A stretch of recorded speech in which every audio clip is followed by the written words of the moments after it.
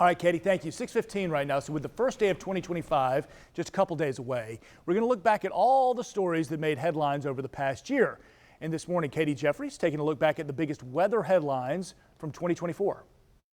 While Florida is the Sunshine State, we saw our fair share of storms this year, from tornadoes to hurricanes and what seemed like unending days of rain, and even a rare and colorful show in the sky.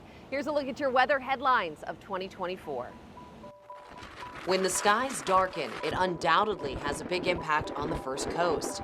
And weather didn't wait long to start showing its might. This picture was taken just 8 days into January, showing a tornado near Bartram Park where a tree reportedly fell on a car. No one was injured. Well, I heard like the big crack of thunder and then, like this wall of water. Determined to be an EF0 tornado that swept through the area. Then in March, severe storms and an EF2 tornado damaged around a dozen homes in the Nahunta area of Brantley County. I didn't even get to make it to the closet before things started coming in around me. So thank the Lord, I got out. Roofs torn off and more than 300 trees down. This drone video shows the 4-mile path the EF2 tornado took. In April, tornado warnings were activating again, this time in the Trailmark area of St. Johns County. Got a call from my daughter saying the house was shaking. Many of our weather watchers sending in videos of that funnel cloud forming. I saw the clouds starting to swirl above me, and then just off in the distance a little bit, I could see, a cone starting to form, the outside shadows of a cone. Surveillance video showing deck chairs and siding flying. The National Weather Service confirmed it was an EF1 tornado. Then, in shocking video... Are we watching a tornado form right there? Yes. Oh my gosh! Oh my god! Oh my gosh! Oh my gosh! Oh my gosh! Oh a tornado flips a white truck several times at a car dealership on Beach Boulevard, to the shock of the people driving by. A roof was ripped off a nearby shopping center and power knocked out to neighbors. Then came hurricane season, and what a season it was.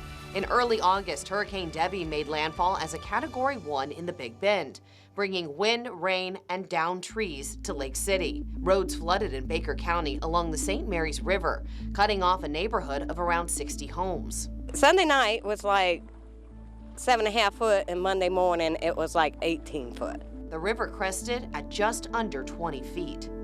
After Debby came what felt like weeks of rain in September. In fact, the entire month of September, there were only 7 days it didn't rain. And on the heels of that rain came Hurricane Helene, a major Category 4 storm that also struck the Big Bend and continued on a path north. A toddler on the west side was killed when a tree fell onto a mobile home. The storm also took the life of the Blackshear Assistant Fire Chief, Vernon Leon Davis. He was clearing trees from power lines when a tree fell on the cab of his city truck. He was the most selfless person I've probably ever known. And Helene left widespread damage and power outages for Columbia County all the way to Waycross. Children in Ware County out of school for nearly 3 weeks as power had to be restored and trees cleared and damage to buildings repaired. Helene went on to bring devastating damage and flooding to parts of western North Carolina. To try and help, neighbors here came together gathering supplies to send to help the relief efforts. I don't know what words there are to describe it, honestly. I sent out one text at 9 o'clock at night on Wednesday. The way the people of Jacksonville and the beaches stepped up, it's just, there's not words. And hurricane season was not done with us yet. The monster storm Milton began forming in the Gulf. Going over the warm waters, it ramped up to a Category 5 with eyes on a landfall near Tampa. Once again, the First Coast had to ready for impacts. We still, could not take any risks, so we had to put sandbags all around. We boarded up every shopping plaza in here.